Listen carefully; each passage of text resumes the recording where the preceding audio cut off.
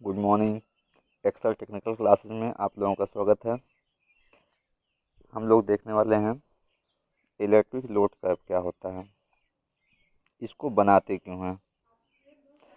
तो electric load curve बनाने की आवश्यकता इसलिए पड़ी क्योंकि किसी भी दिन या महीने या एक साल में कितनी हमारी इलेक्ट्रिक लोड किस समय पे ज़्यादा किस समय पे कम हो रही है, इसकी जानकारी प्राप्त करने के लिए। तो यहाँ पे देखिए ग्राफ बना हुआ है, नीचे आपका टाइम दिया गया है, घंटे में है। ये एक दिन का है, ये जो ग्राफ बना हुआ है एक दिन का है। ये रात के 12 बजे से दिन के 12 बजे तक, मतलब एक दिन का पूरा टाइम का ग्राफ है। और इधर लोड दिया गया है, ये लोड है। तो मतलब रात के 12 से दिन के 12 बजे तक हमारा जो इलेक्ट्रिक लोड है कितना वेरी करता है, कितना कम होता है, कितना ज़्यादा होता है। तो ये देखिए, ये जो कर्व बना हुआ है इस समय पे मैक्सिमम है, मतलब कह सकते हैं सुबह 6 बजे 7 बजे तक बीच में मैक्सिमम हो जाता है। फिर दिन के 12 बजे तक फिर क्या हो जाता है, एवरेज लोड हो जाता है। फिर शाम के 6 बजे तक एकदम मिनिमम लोड हो जाता है। फिर रात के 12 बजे तक एवरेज लोड। तो ये जो ग्राफ बना हुआ है किसको रिप्रेजेंट कर रहा है, ये ग्राफ हमारा एक लोड कर्व को रिप्रेजेंट कर रहा है, जो कि टाइम पे डिपेंड कर रहा है। अगर पूछा जाए 4 से 6 के बीच टाइम के बीच कितना हमारा लोड है, तो यहाँ से इसको ऊपर ले जाएंगे, यहाँ से इसको ऊपर ले जाएंगे, तो पता चला कितना लोड कर्व हमारा है। तो इसके बारे में कुछ जानकारियाँ हैं जिसको लिखना है हमें, तो उसको देखते हैं। लोड एंड टाइम के बीच खींचा गया यह ग्राफ इलेक्ट्रिक लोड कर्व कहलाता है। हम जानते हैं कि सब स्टेशन में इलेक्ट्रिक लोड हर टाइम चेंज होता है, जिससे यह ग्राफ खींचने से हमें जानकारी प्राप्त होती है। अब यह ग्राफ खींचने से कौन कौन सी जानकारी मिलती है ये देखते हैं हम लोग। पहली जानकारी है डिफरेंट डिफरेंट टाइम पर लोड की कंडीशन का ज्ञान। बताया था मैंने, डिफरेंट डिफरेंट टाइम पर, मतलब 4 से 6 के बीच, 10 से 2 के बीच, 4 से 6, 8 से 10 के बीच। तो डिफरेंट डिफरेंट टाइम पर इलेक्ट्रिक लोड की कंडीशन की ज्ञान। अगला है इलेक्ट्रिक प्लांट और सब स्टेशन पर peak electric load, average electric load, minimum electric load and base electric load का ज्ञान होता है। अगला है किसी टाइम इंटरवल में produce and loss electric energy का ज्ञान। मतलब कहने का है कि किसी भी टाइम इंटरवल में मान लो 4 से 6 के बीच कितना हमारा एनर्जी, कितना लोड है, उस लोड के हिसाब से हम क्या कर सकते हैं, ये ज्ञात कर सकते हैं कितना हमारा पावर लॉस होगा और कितना प्रोड्यूस होके आया है। तो अब देखते हैं हम लोग इलेक्ट्रिक लोड के टाइप। इसके बहुत सारे टाइप होते हैं, जैसे वेरिएबल इलेक्ट्रिक लोड होता है, फिक्स इलेक्ट्रिक लोड होता है, बेस इलेक्ट्रिक लोड होता है, पीक इलेक्ट्रिक लोड होता है, मिनिमम इलेक्ट्रिक लोड होता है, कनेक्टेड इलेक्ट्रिक लोड होता है, एवरेज इलेक्ट्रिक लोड होता है। तो इसमें से जैसे वेरिएबल इलेक्ट्रिक लोड है, तो वह इलेक्ट्रिक लोड जो टाइम के साथ बदलता रहता है, वेरिएबल इलेक्ट्रिक लोड कहलाता है। फिक्स इलेक्ट्रिक लोड ऐसा इलेक्ट्रिक लोड जो प्रत्येक टाइम पर क्या रहता है, एक समान रहता है। बेस इलेक्ट्रिक लोड किसी भी पावर प्लांट में यदि पावर जो सप्लाई की जा रही है अगर वो समय के साथ चेंज नहीं हो रही है तो उसे बेस इलेक्ट्रिक लोड कहते हैं।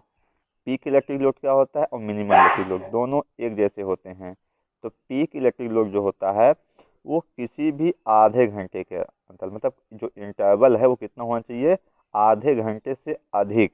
अगर कोई लोड अपने मैक्सिमम मान तक पहुंचता है, मतलब मैक्सिमम मान पे स्थिर रहने के लिए कितने इंटरवल कर सकता है, 30 मिनट से अधिक अगर वो अपने मान पे स्थिर है तो उसे कहेंगे पीक इलेक्ट्रिक लोड।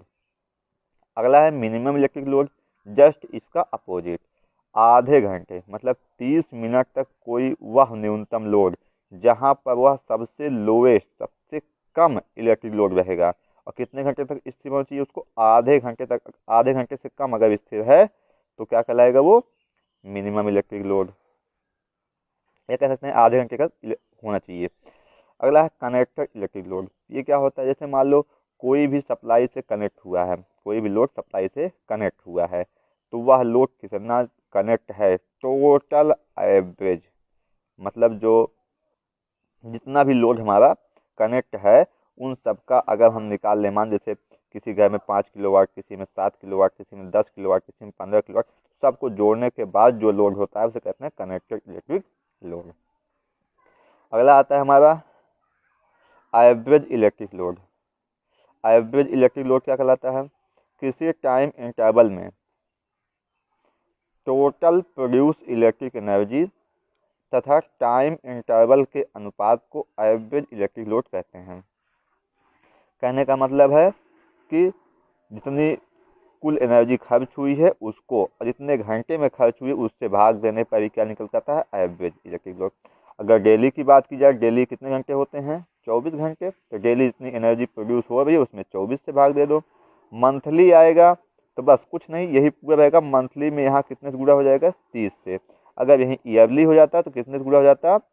365 से या 366 से, जैसे मंथ रहे, जैसे साल रहे। अगला आता है डिमांड क्या होता है? तो इलेक्ट्रिक कंज्यूमर को इलेक्ट्रिक पावर की जितनी आवश्यकता पड़ती है उसे डिमांड कहते हैं। जैसे मान लो किसी घर में 5 किलोवाट का चाहिए, किसी घर में 7 किलोवाट चाहिए लोड, किसी घर में 15 किलोवाट चाहिए। तो यही जो लोड जो किलोवाट में हम मांगते हैं वही क्या कहलाता है? डिमांड कहलाता है। वाट में हो सकता है, किलोवाट में हो सकता है, केबीएम कैसे हो सकता है? केबीएम इस प्रकार से होता है जैसे कोई प्लांट है, जैसे कोई फैक्ट्री है, तो वो भैया ट्रांसफार्मर के हिसाब से लोड लेगा, डिमांड करेगा कि हमें जो है 33 केवीए का चाहिए या 66 केवी के लिए लाइन चाहिए, तो उसका जो ट्रांसफार्मर होगा उसके हिसाब से लोड डिपेंड करेगा। अब हमारे कुछ इंपॉर्टेंट डेफिनेशन आएंगे, जैसे डिमांड फैक्टर। डिमांड फैक्टर क्या होता है? मैक्सिमम डिमांड तक कनेक्टेड लोड के अनुपात को कहते हैं डिमांड फैक्टर। इसका मान 1 से कम होता है। अगला आएगा लोड फैक्टर। तो एवरेज लोड तथा मैक्सिमम लोड के अनुपात को कहते हैं लोड फैक्टर। इसका भी मान 1 से कम होता है। अगला है कनेक्टेड लोड फैक्टर। तो एवरेज लोड तथा कनेक्टेड लोड के अनुपात को कहते हैं कनेक्टेड लोड फैक्टर।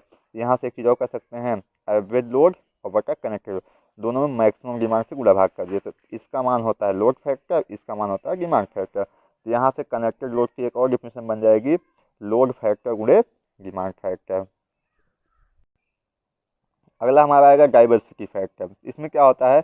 भिन्न भिन्न कंज्यूमर द्वारा भिन्न भिन्न टाइम पर कि उनके द्वारा की गई व्यक्तिगत मैक्सिमम डिमांड। जैसे कोई व्यक्ति है उसके द्वारा की गई, मतलब हम हैं, कोई और है, 5-6 लोग हैं, 10 लोग हैं, उन सबका इंडिविजुअल सम और बटा maximum demand of entire group.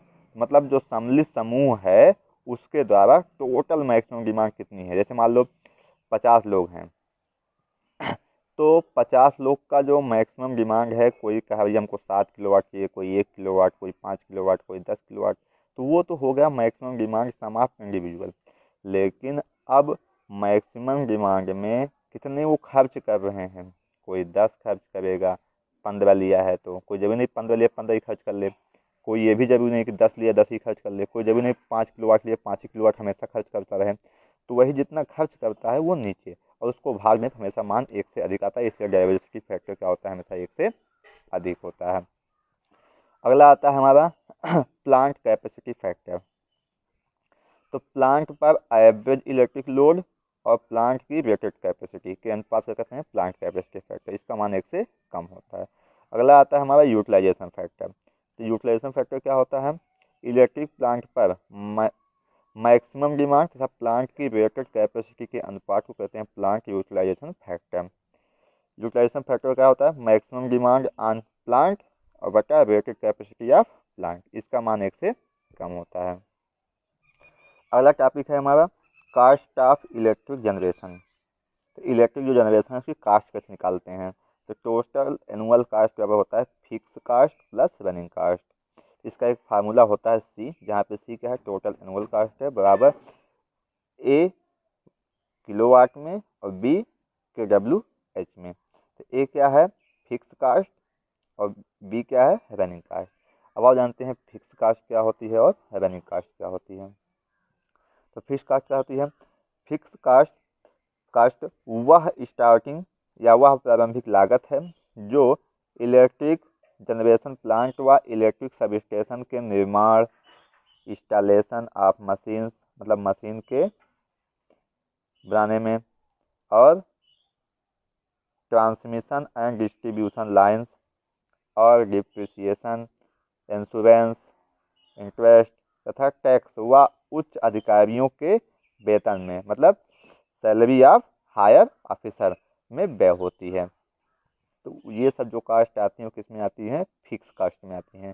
जैसे फिक्स कास्ट के कुछ एग्जाम्पल हैं, लोड है, बिल्डिंग बनाना है, ट्रांसपोर्टेशन है, मैनेजमेंट है, प्लानिंग है, डिजाइनिंग है, मशीन जितने हैं, इंस्टॉलेशन जितना काम होता है, सब स्टेशन बनाने का काम जो होता है, हायर ऑफिसर की जो सैलरी होती है, इंश्योरेंस होता है, टैक्स होता है, इंटरेस्ट होता है, डिप्रिसिएशन होता है। तो ये सारी चीज़ें किस में आती हैं, फिक्स कास्ट में। अगला हमारा आता है रनिंग कास्ट। रनिंग कास्ट क्या होता है, इसके अंतर्गत इलेक्ट्रिक जनरेशन प्लांट व सब स्टेशन के ऑपरेशन के लिए आवश्यक फ्यूल जैसे water, lubricant, care, maintenance, salary, etc ये सब जो आते हैं, इसमें रेगुलर तथा कंटिन्यू व्यय होने वाली राशियाँ आती हैं। तो जब रेगुलर और कंटिन्यू व्यय होने वाली राशियाँ कैसे होती हैं पावर प्लांट में, फ्यूल है, डेली आवश्यकता पड़ती है, वाटर डेली आवश्यकता पड़ती है, ऑयल की डेली आवश्यकता पड़ती है, लुब्रिकेंट की डेली आवश्यकता पड़ती है, केयर और रिपेयर की डेली आवश्यकता पड़ती है, मेंटेनेंस डेली करना पड़ता है। इसमें सैलरी किसको दी जाती है, इसमें सैलरी उन वर्कर्स को दी जाती है जो एकदम छोटे मोटे होते हैं, जिनको मतलब दिन के हिसाब से एक दिन का 500, एक दिन का 200, उसके हिसाब से जो काम करने वाले होते हैं उनको दी जाती है। Publicity, inspection, testing, reading, coolant और कंज्यूमेबल आइटम, ये सारी चीज़ें किसके अंतर्गत आती हैं, रनिंग कास्ट के अंतर्गत आती हैं। आई होप आपको ये वीडियो समझ में आया होगा। अगर वीडियो समझ में आया है लाइक और शेयर जरूर करें। धन्यवाद।